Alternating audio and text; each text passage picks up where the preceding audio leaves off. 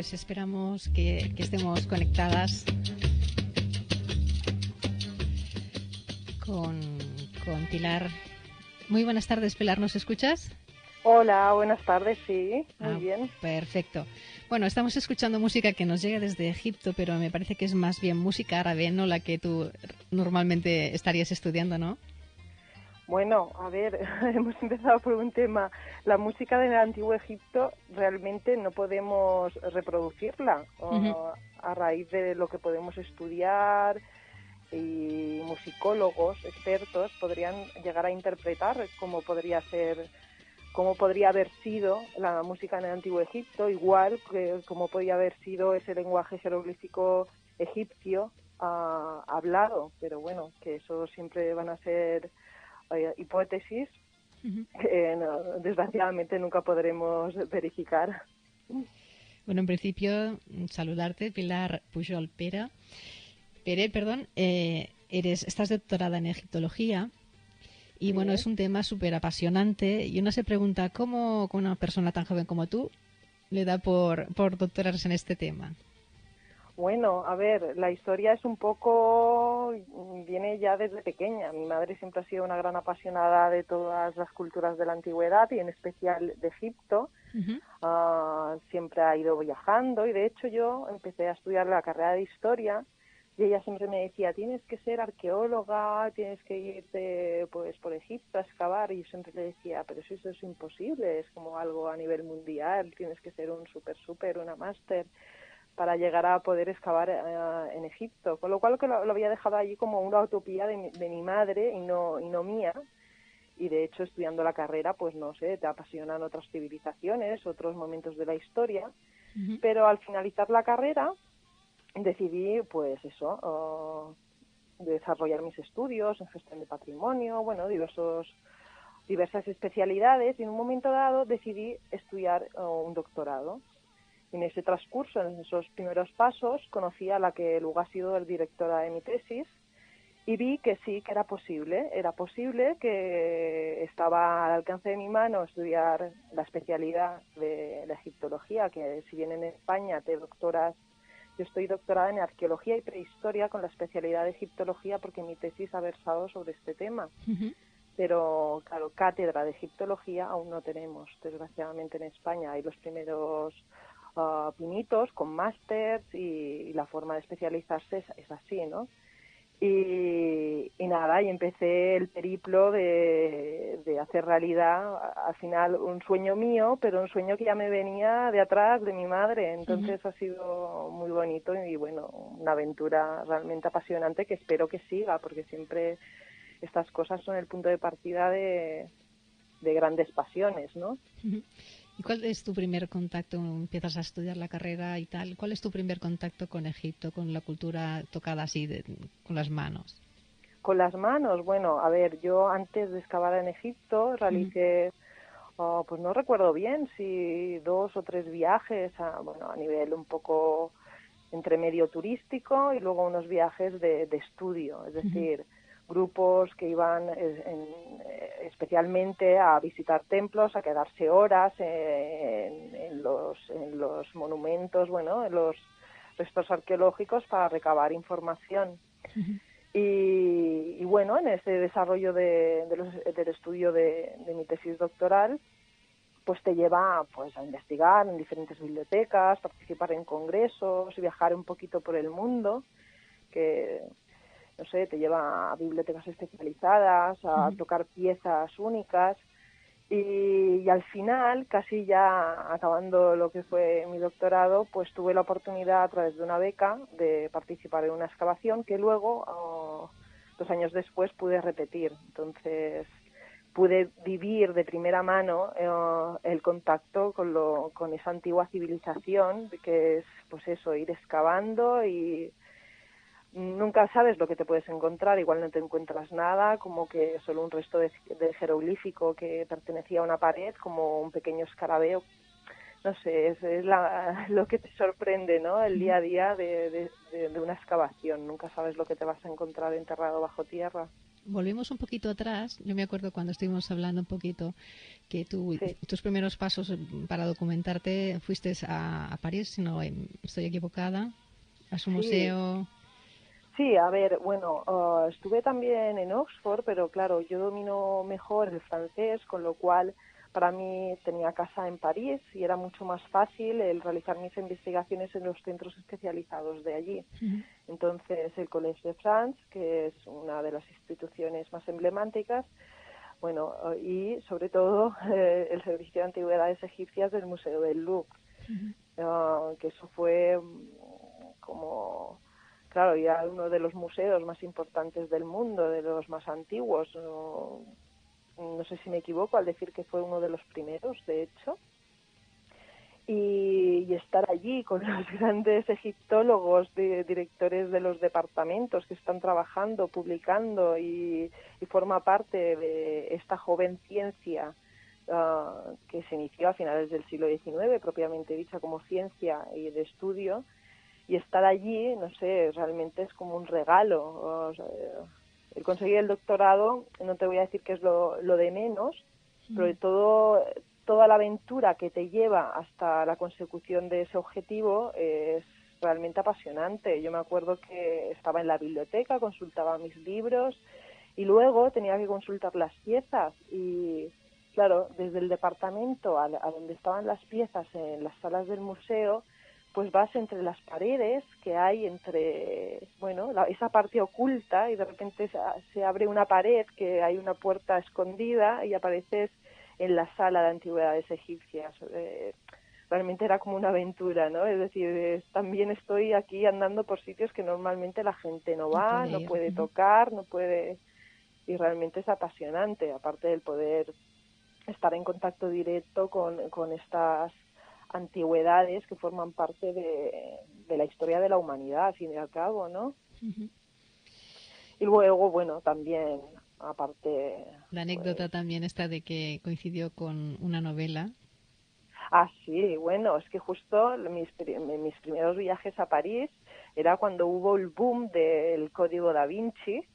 Y claro, allí, nada más empezar esta novela, hay un asesinato que es en el Louvre, ¿no? Y está un poco describiendo cómo son las salas de este magnífico museo.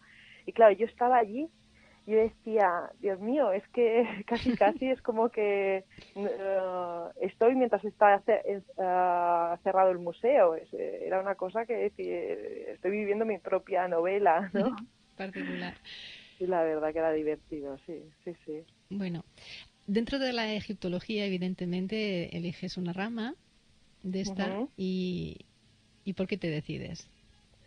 Bueno, a mí lo que me apasiona realmente de esta antigua civilización es el sistema de pensamientos, sus concepciones, y en este pensamiento tienen una concepción religiosa, unas ideas profundamente arraigadas que luego se desarrollan en todos sus ámbitos de vida.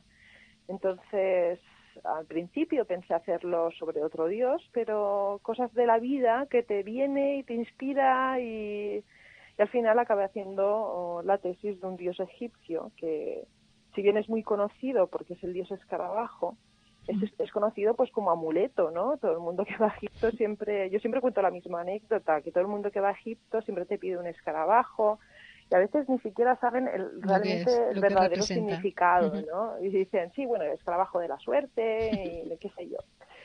Y precisamente no quise estudiar el escarabajo como amuleto, sino como qué divinidad está representando, que era lo que veían los antiguos egipcios, que al escarabajo le dieron una connotación de divinidad, es decir, algo que iba más allá de lo humano, ¿no? Y por eso ya me metí en todo ese pensamiento religioso y en concreto del mundo funerario y esas concepciones de la vida más allá de la muerte.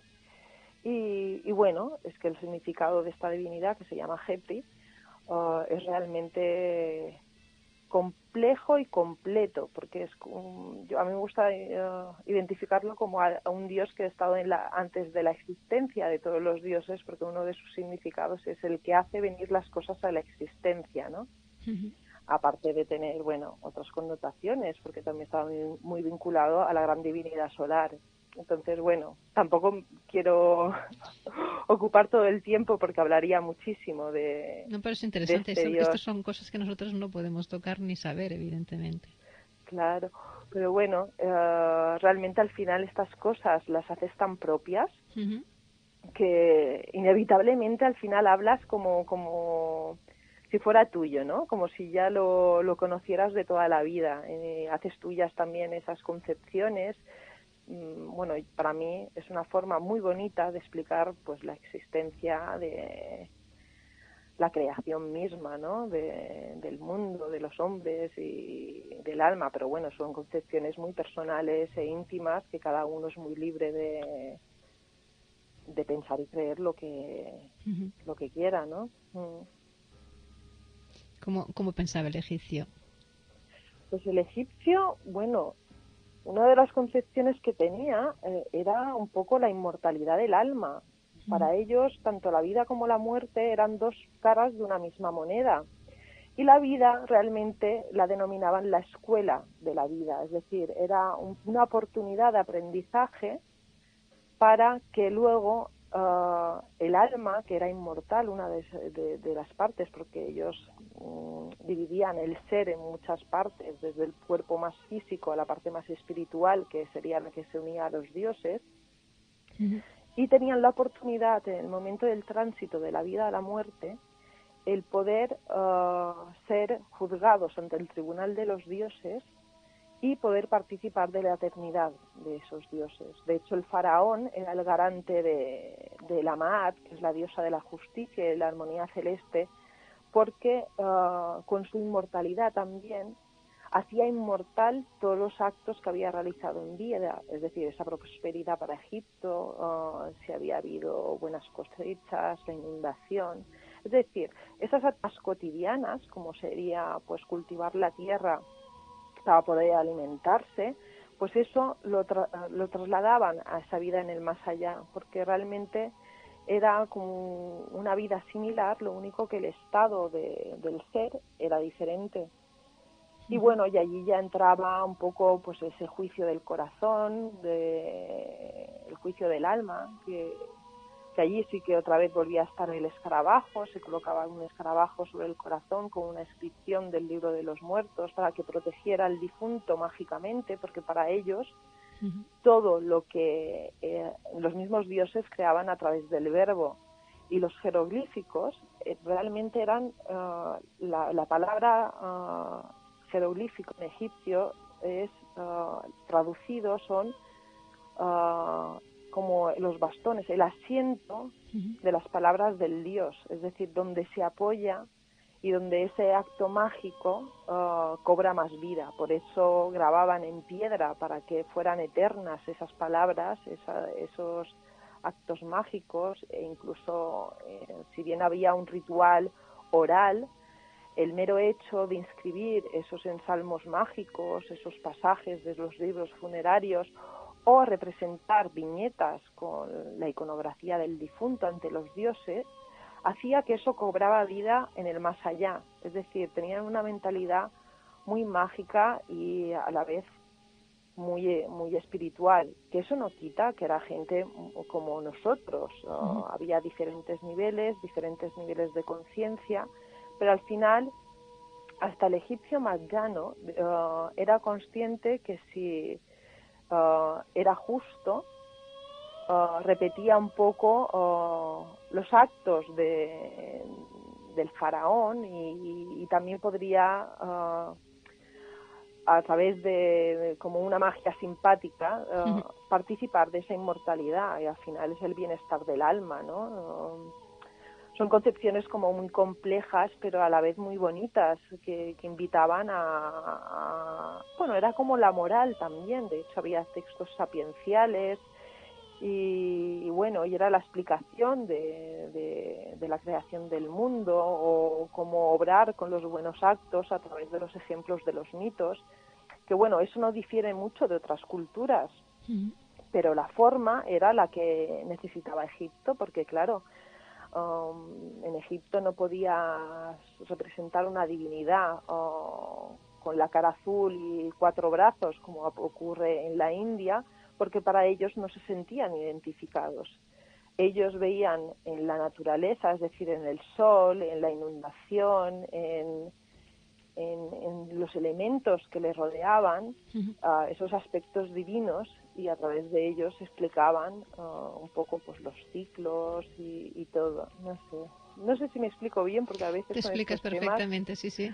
uno se apasiona y al final se No, olvida. perfecto. Lo que me gustó mucho es cuando explicaste el significado para ellos tanto del sol como de la luna. ¿Me lo puedes repetir para todos los oyentes?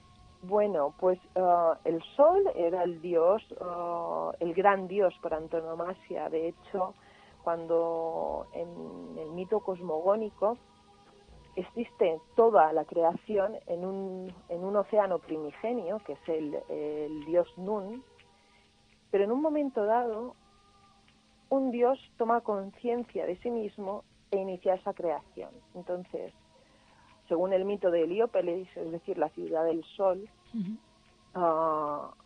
es el dios solar el que inicia esta creación y empieza a crear el cielo, la tierra, el aire, bueno, todo ese espacio para que se pudiera crear la vida. Y el dios lunar es el dios Yehuti, que es más conocido como el dios Tot, que es el dios de la sabiduría, que a la vez representa una parte, las fases lunares de crecimiento en un momento dado que está oculta la luna, representa esos ciclos, y también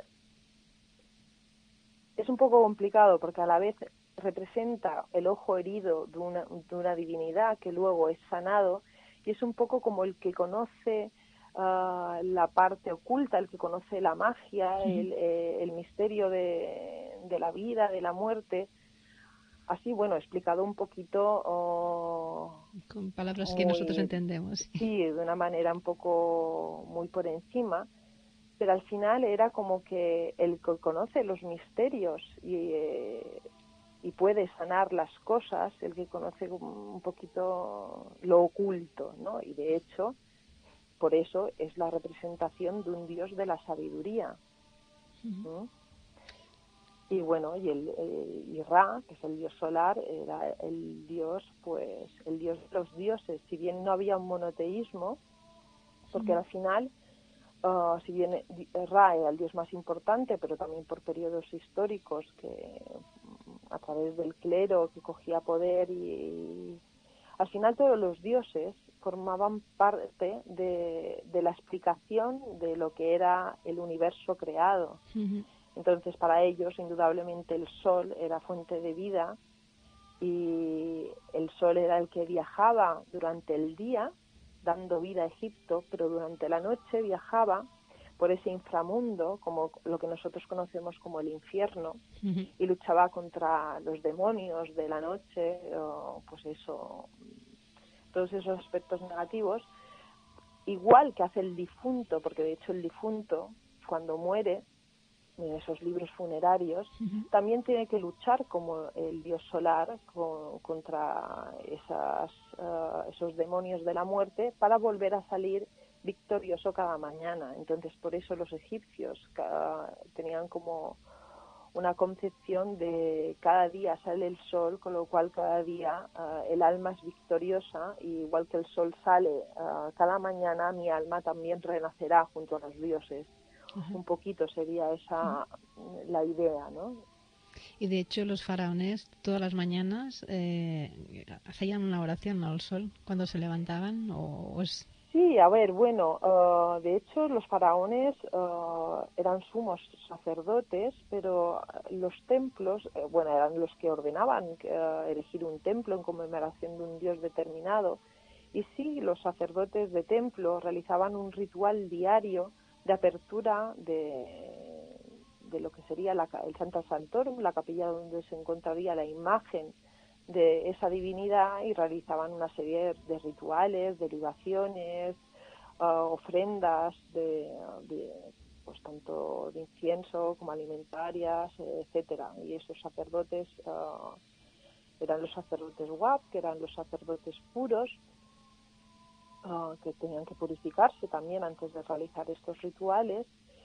Y bueno, como siempre ha sido, el conocimiento era un conocimiento de templo, es decir, el común de los hombres no sabía interpretar los jeroglíficos, era como una sabiduría de templo, y de hecho esos textos que nosotros hoy en día podemos ver en el interior de los templos o en el interior de las tumbas no estaban destinados a ser ni vistos y mucho menos interpretados por el común de los hombres.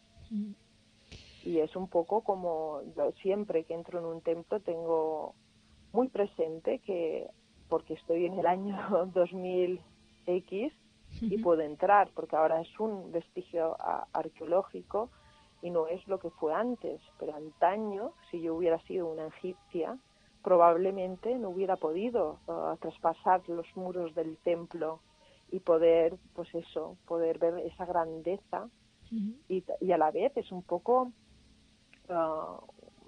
uno hace la reflexión de decir, tanta grandeza, estos templos tan monumentales, estas tumbas, ese trabajo tan detallado de la inscripción de los textos, incluso también en las tumbas, es decir, era para albergar el cuerpo físico ya inerte de una persona que había vivido. Pero para ellos todo eso era pues un lenguaje mágico y realmente te embriaga, y más cuando puedes ir leyendo lo que esos e interpretar esos símbolos. Realmente es maravilloso. A ver, yo no puedo ir a cualquier sitio y ponerme a leer, hay fórmulas rituales que sí que te invitan a interpretar y tener una idea por encima de lo que está representando ese texto, y realmente a mí me conmueve, pero supongo que me conmueve porque realmente estoy enamorada de Egipto. Además que para la época que era, muchas veces incluso la gente así más esotérica ha dicho que pertenecía a una civilización más desarrollada que la nuestra. Bueno, sí, hay teorías. No sé si te refieres a lo de la Atlántida. Entre la Atlántida, sí. Sí, dicen, a ver si... De hecho, no lo dicen solo de Egipto, ¿no? Yo también lo he oído un poco hablando de estas grandes antiguas civilizaciones, en este caso la India, podría decir, de forma más clara. Claro, todo eso, sabemos que las informaciones que tenemos de la Atlántida nos viene de Platón, pero bueno, yo no te sabría qué decirte. Yo, si bien tengo una mentalidad muy abierta y a la vez, no sé cómo decirte. Por lo que sea, eran seres muy adelantados muy especiales, sí, y lo que pasa que como investigadora nos tenemos que basar en hechos científicos, claro. Sí, y no podemos tampoco, diría, resbalar con interpretaciones que luego no podemos demostrar. Pero indudablemente uno se pregunta con un cincel y con unas herramientas realmente toscas cómo pudieron erigir estos grandes templos, cómo pudieron formar de piedras realmente duras, bellas esculturas totalmente lisas, perfectas. Realmente, de hecho, hay veces que han intentado reproducir, por ejemplo, un obelisco y ver cómo lo habían erigido, cómo lo habían levantado, y aún hoy en día no hay una teoría que diga, bueno, se construyó así. Es igual que el gran misterio de la construcción de la Gran Pirámide, ¿no? Y todo, pues eso, realmente son cosas que te das cuenta que solamente lo saben ellos. Claro, y tenían grandes conocimientos, por ejemplo, lo de la Gran Pirámide, las pirámides, la perfección, el rigor matemático, y ya no hablemos con sus vinculaciones con los conocimientos astronómicos. Bueno, uno se da cuenta que eran grandes matemáticos, astrónomos, pero también eran médicos. De hecho, en el templo de Komombo, en una de las paredes, hay toda una representación de útiles para realizar intervenciones quirúrgicas, que yo he viajado con médicos y dice, es que hay parte de estos instrumentales que yo reconozco porque se usan hoy en día. Se ven prótesis, yo qué sé, para amputaciones del pie, unos conocimientos que realmente, dices, era una civilización muy desarrollada. Es decir, yo creo que a veces cometemos el error que relacionamos desarrollo con tecnología, con una vida, lo que conocemos, con lo que conocemos, lo que tenemos sí, más cercano. exacto, que una vida confortable, y una cosa no está reñida con la otra. Lo único que ellos, pues eso, a la hora de calcular sus cálculos matemáticos, etcétera, pues lo debían hacer, pues eso, con su cabecita y no con una calculadora, etcétera, ¿no? Y así, que bueno, uno demuestra la gran capacidad que tiene el ser humano para realizar grandes cosas. Ellos también fueron los primeros, ¿cómo se dice?, dentro de la cirugía, los primeros que practicaban la cirugía estética, ¿no? Bueno, eso no te sé decir, No eso sabes. lo desconozco. Sé que tenían, bueno, realmente tenían una concepción, comparándolo, por ejemplo, con la Edad Media europea, que de hecho había una falta de higiene tremenda y por eso vinieron todas estas oleadas de peste. En el Antiguo Egipto eran muy conscientes de esa higiene, de esa protección. De hecho, luego hacían ungüentos, pues mezclando pues plantas o con diferentes cosas y a la vez con ensalmos mágicos para curar las cosas. Entonces, realmente eran, bueno, también eran presumidos, pero no por la presunción de hedonistas, sino que eran amantes de la belleza, porque para ellos, de hecho, tanto el lenguaje jeroglífico como los cánones en la representación artística, tanto puede ser arquitectura, escultura, pintura, no cambian, básicamente no cambian a lo largo de toda la historia de Egipto. Y estamos hablando de una civilización que duró cerca de 3.000 años, y nosotros estamos en el 2000 después de Cristo. Y para que hagamos una comparación de cómo estábamos en el año 0 al 2000, pues imagínate una civilización que duró más de 3.000 años y mantuvo inalterables ciertos cánones. ¿Por qué? Porque para ellos lo que era perfecto no tenía que cambiar. Es decir, aquello estaba representando la idea que ellos querían transmitir, con lo cual era perfecta.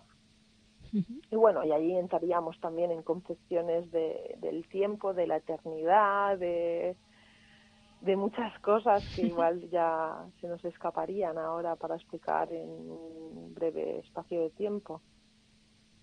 Pues es interesante. Háblame de la eternidad. Sí, sí. Luego, claro, luego llega a la gente que a lo mejor no ha profundizado tanto en el tema de esta antigua civilización. Es bonito porque aún sin saber nada, todo el mundo quiere tener pues esa llave de la vida, el Ankh, o como decía anteriormente, ese escarabajo que te piden cuando vuelves de Egipto. Y es bonito porque aún sin saber participan un poco de esa concepción que se traslada 5.000 años atrás, ¿no? Y realmente es apasionante, es decir, tampoco hemos cambiado tanto. No, que iba a decirte una cosa que me gustó mucho que me lo explicaras así por encima, que tú dices que has participado en excavaciones y que evidentemente recuperabais cuerpos y que muchas veces esos cuerpos no estaban enteros. Y al recuperarlos o volverlos a juntar era como volverlos a...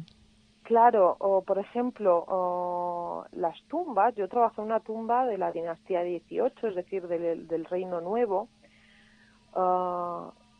En su momento fueron dedicadas a un difunto X. Pero claro, Egipto siguió su historia y esas tumbas son reutilizadas.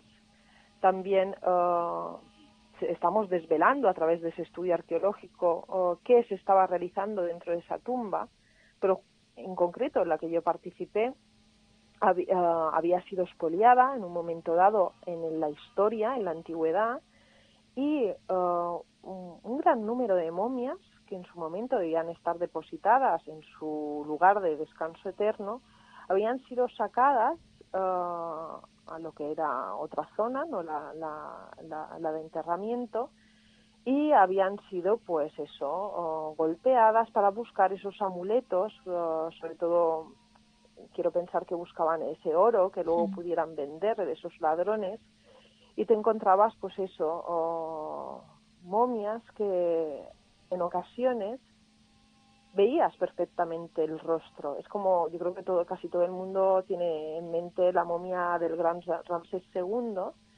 Pues no te voy a decir que era la momia de Ramsés, sino era la momia del difunto X, pero que veías su cara, veías sus pestañas, su pelo, incluso a veces tenían un poco la boca entreabierta, sus dientes, su posición ritual.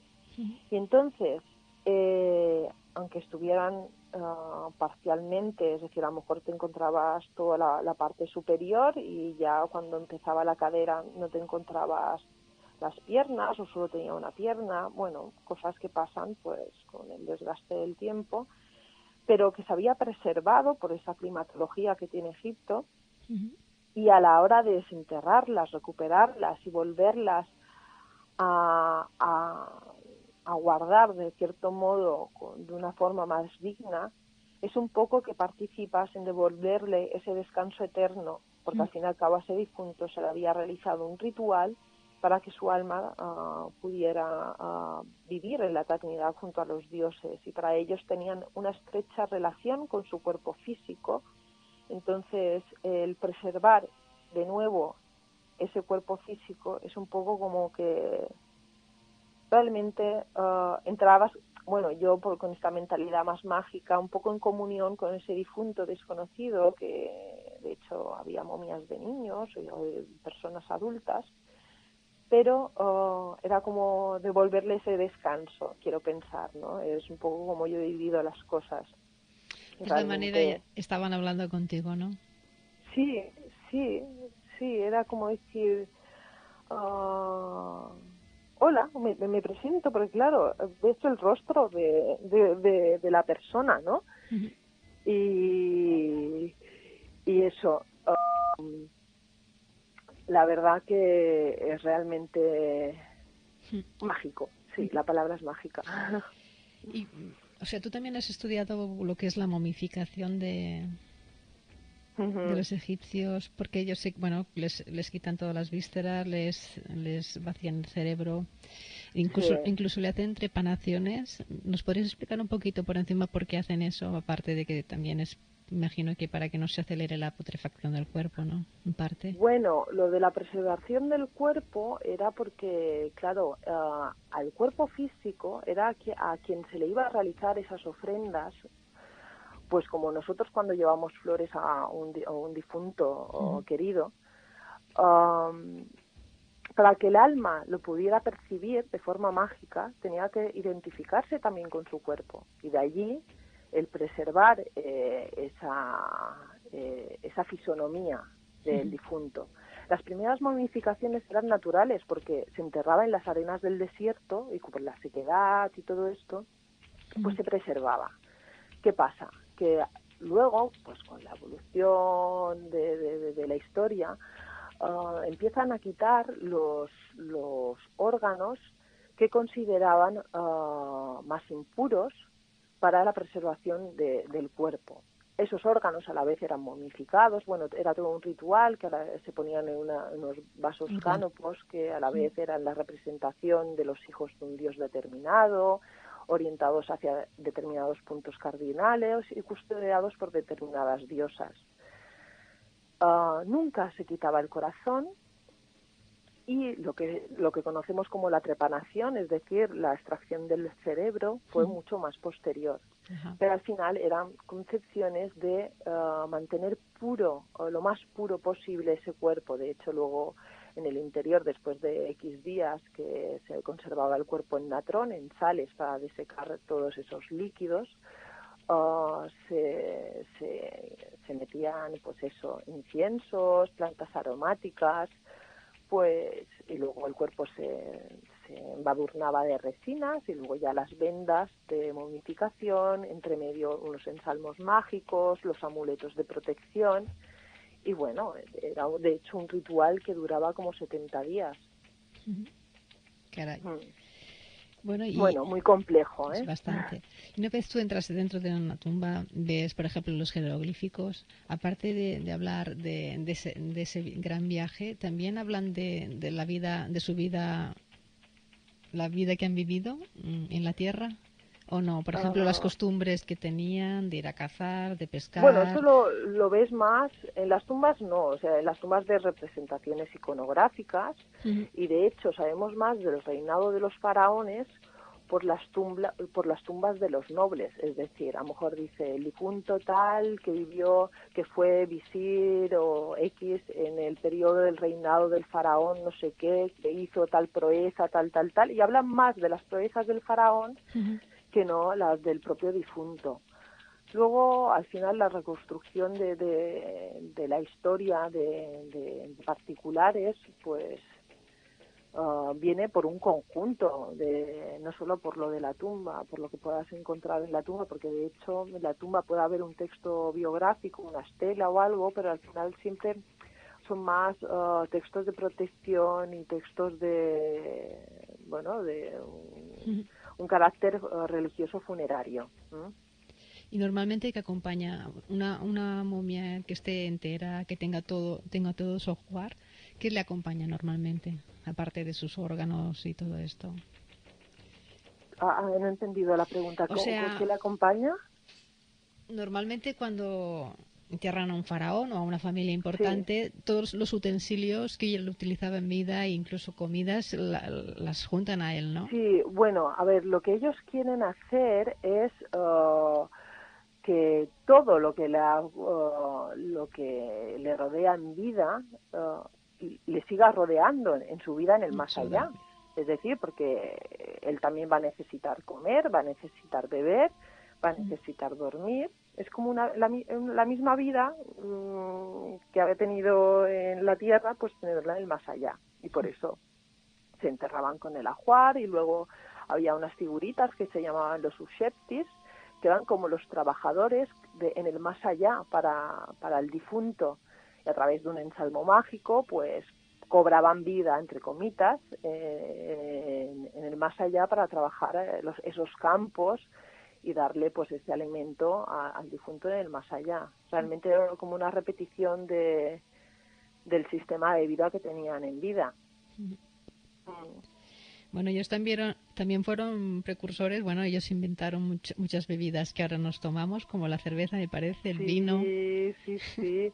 Yo nunca la he probado, la cerveza así, hecha tradicionalmente, pero me han dicho que es como una papilla Wow. y que realmente no es muy apetecible, ¿no? No es como la cerveza que nosotros tenemos aquí más filtrada, por decirlo de alguna manera. Pero bueno, ahora la marca egipcia, entre otras, está la Sakara.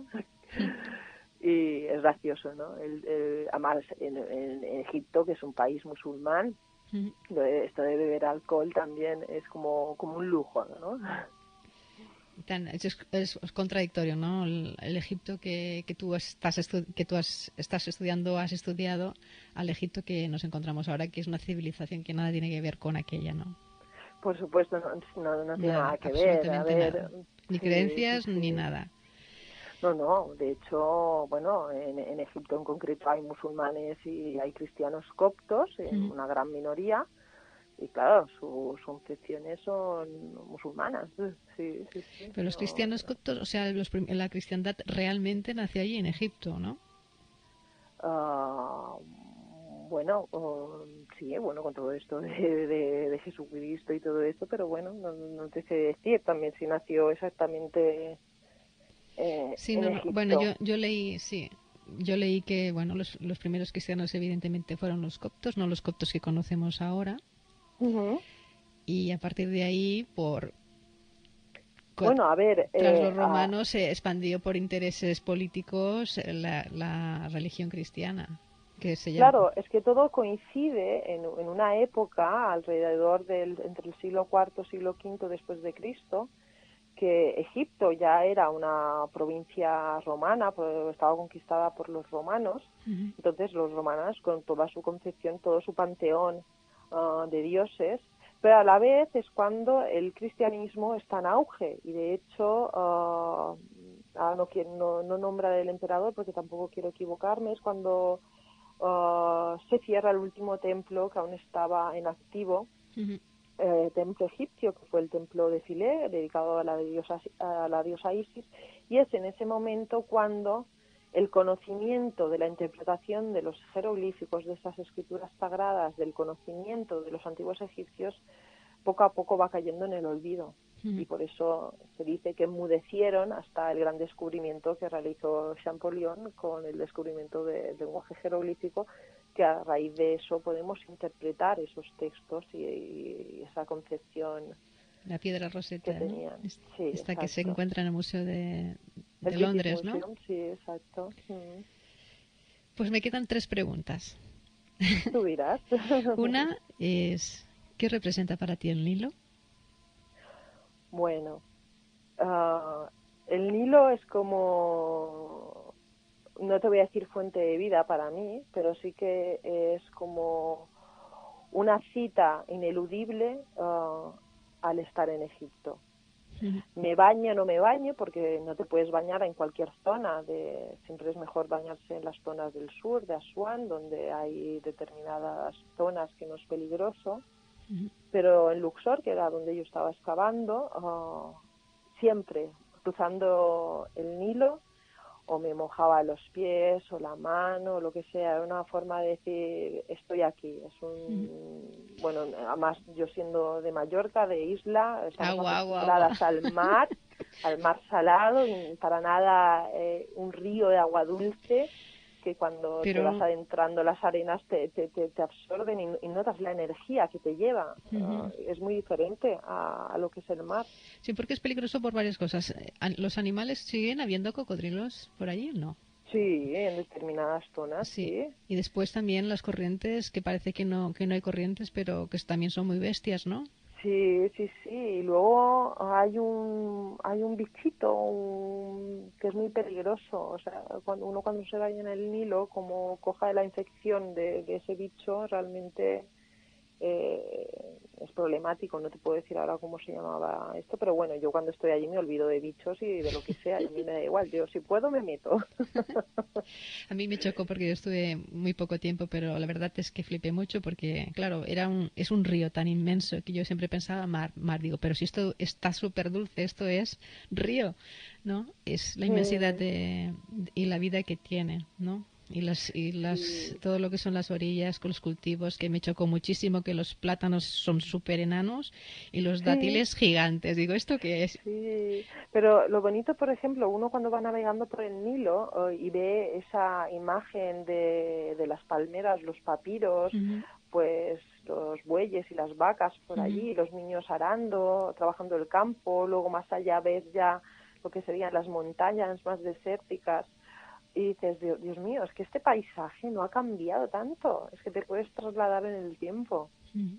y es una Totalmente. cosa realmente muy bonita.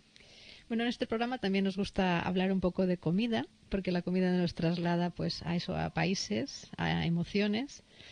Y me gustaría que me contaras una que te guste mucho de esa zona, aunque ya no sea egipcia, sino pues imagino que de tradición árabe, ¿no?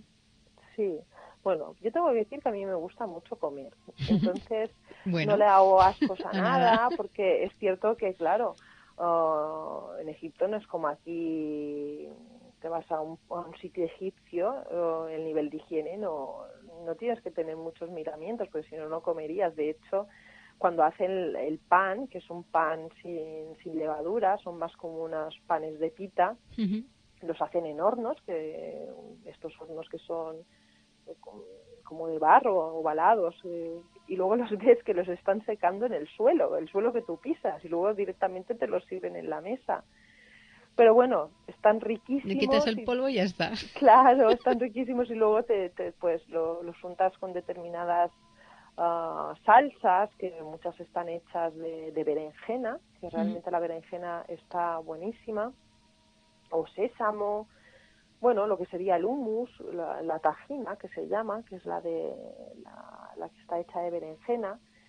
Y bueno, está el típico falafel que aquí también lo podemos comer, ahora que hay tantos sitios así tipo kebab que se han implantado tanto en nuestro país.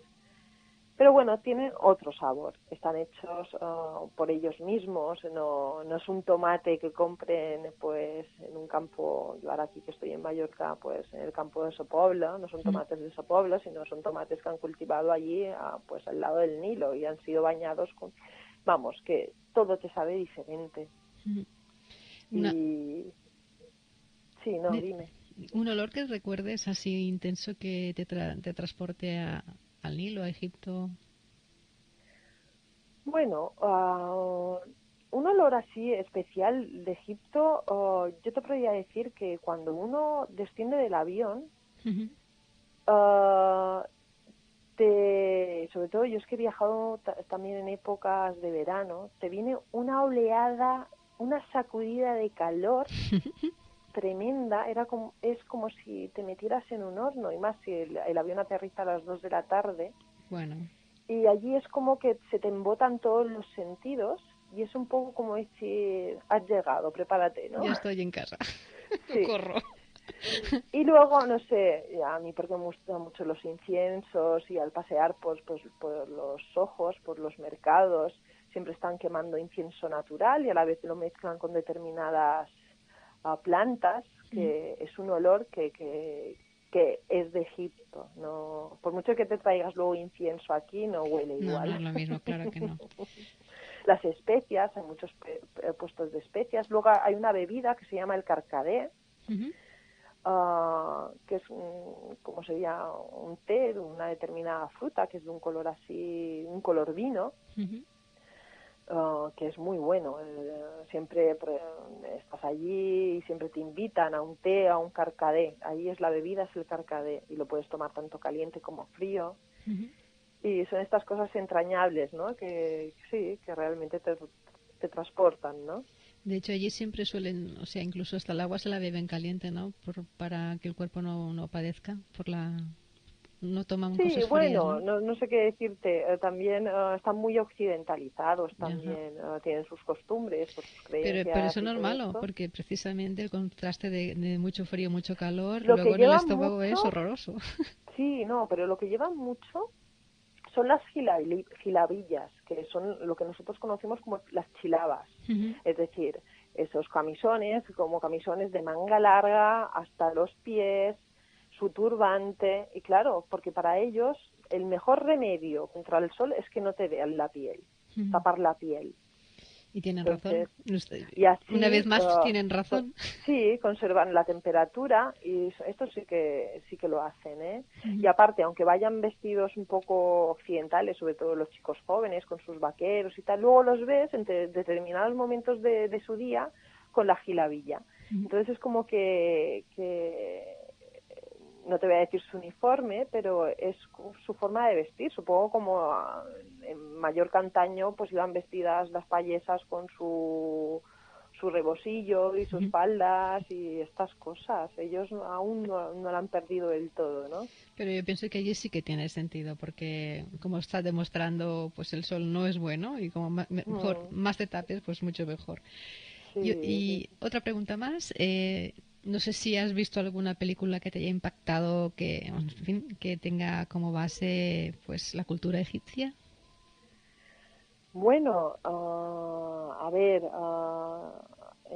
la historia del cine han hecho muchas películas de Faraón, me acuerdo, esta no sé si es una película te diría polaca o algo, que estaba realmente como muy bien ambientada, pero siempre todas, al final todo es Hollywood, ¿no? Que es un Se poco desmadra un como poco al estas de la final. momia, que son de aventuras y todo es invención, ¿no? Ujú. Pero yo siempre invito a la gente que vea estas cosas, aunque se alejen mucho del Porque te rigor acerca un poquito, al histórico. menos te enseñan cosas que sí son. Sí, es un poco como que sigue permaneciendo en el recuerdo, incluso a las personas que a lo mejor no les interesa investigar, que eso fue una gran civilización. Bueno, pero sobre todo que no sean en plan los extraterrestres Ya, ya, que ya. vienen y tal, porque luego allí ya la gente a veces, a mí me ha pasado con gente que me dice, sí, porque yo veía una serie X que el dios no sé quién luchaba contra el alien no sé cuántos, claro, y para mí yo me quedo horrorizada, ¿no?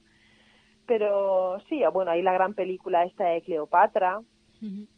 claro, son películas propias de un tiempo de Hollywood, que era todo muy grandilocuente y grandes filmaciones. Y de hecho creo que ahora van a hacer alguna de Egipto, creo que están rodando alguna. Bueno, veremos a ver un poquito, esperemos que estén bien documentados. Ujú. La verdad es que Egipto está bastante expoliado, ¿no? Muchas de las mejores obras están en los diferentes museos Bueno, a ver, del mundo, ¿no? dicen el Zahi Hawass, que es Mm. el arqueólogo este que todo el mundo conoce porque aparece casi todos los documentales del Antiguo Egipto, que realmente se ha descubierto entre un 10 y un 30% de lo que está por descubrir de Egipto.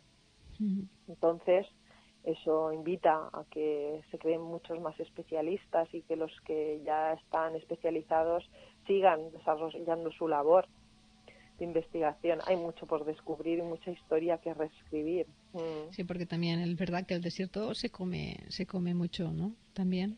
Y lo Se come tapa. y preserva, y también Sí, preserva, claro, pero me porque refiero todo a que lo... lo oculta a los ojos humanos y por eso lo preserva, Sí, de precisamente. hecho, ahora no puedes excavar si no puedes asegurar la preservación del yacimiento. Ujú. Mm. Exacto. Pues nada, que la última, esta es la última, porque he visto una foto que sí has estado en donde estaba, donde vivía la única faraona de Egipto, al menos conocida, que después la... Del Bahari, dices, Sí, de sí, sí. Hatshepsut. ¿Qué nos podrías contar de ella? De ella. A mí me la presentaron como una comehombres, que Ah, después la familia, pues, bueno, sobre todo los faraones, intentaron, pues eso, romper todo lo que la representaba ella, ¿no? Destruirla, en cierta manera, borrarla de la sí, historia. bueno, allí hubo, bueno, una disputa de poder también con el otro heredero, pero bueno, realmente yo creo que fue una gran mujer. Yo esto que era una come hombre, supongo que lo dicen porque decían que Sexualmente, su ¿eh? visir, Senenmut, era su amante Ujú, y estas cosas, pero ella fue coronada como faraón, no ujú. faraona. Es Ella. decir, y su iconografía, sus representaciones en escultura y todo esto es con los atributos de faraón. Se le reconoce la cara, pero bueno, yo creo que fue una de las grandes reinas del antiguo Egipto y realmente, por ejemplo, su templo es uno de los más bonitos y preservados. Está, también hay una capilla dedicada a la diosa Hathor, que es la diosa, para que entendamos, la diosa del amor. Ujú. Y bien, no sé, en el antiguo Egipto, a ver, hay que entender que la mujer estaba considerada, para nada era una sociedad machista, entonces sí, fue una gran mujer y que tuvo que luchar mucho, Bastante, pues como todas, casi todas. sí, Hay que sí, decir sí. que después sus herederos o sus pues Ujú. intentaron borrarla de la historia, ¿no? Y yo no Bueno, sé siempre si... se ha hecho eso, Ujú, ¿eh? Cuando se ha querido, con Akenatón, de hecho, pasó que fue como la gran herejía dentro de la concepción religiosa, pero, a ver, lo que se llama como damnatio memoria, es decir, el borrar el nombre en el cartucho del faraón, borrarle el rostro, es por precisamente esas concepciones de la vida en el más allá. Es decir, si tú no tienes nombre, tú no tienes rostro, no te van a poder recordar, con lo cual tu historia va a ser borrada. Ajá. Sí. Okay. Al final se repetía ese acto mágico que hablábamos antes. No sé si recuerdo mal, también ella a veces se pone, ¿es posible que se pusiese un bigote o algo o no? ¿Es una No, la barba postiza. la barra pues ok.